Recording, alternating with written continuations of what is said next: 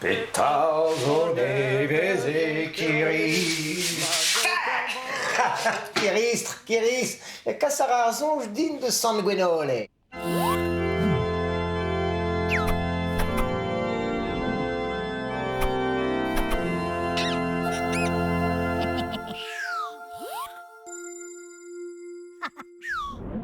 Mais blij an istre, met gwenolle, leiz e rer ganto. Bon, savet en doa e beniti tibidi, ya, ne ket ez da laret. Un enez e koant sur, me piant tout. Hag eno, peta oa da zebi, ni tra, yo, kregin, istre. Daoust ta gouzout a rer peta c'hoarlez, pa te rer kregen.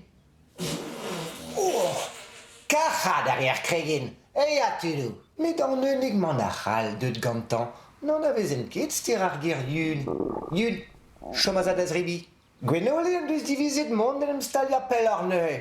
Pascal Speller? Just etal, elant devenek. D'ar poenze, ne oa ket eus panterenez.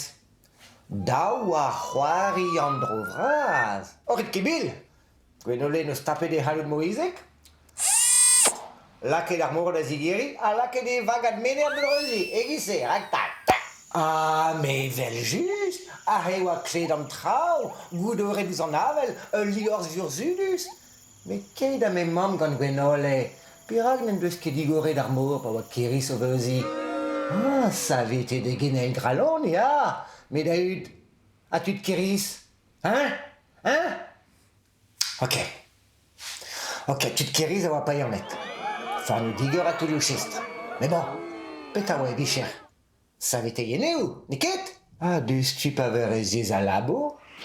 Den e beken, nam seurt sperit ne blij ket din.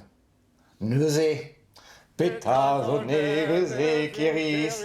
Ni tra. Allez, soñjom ar vat.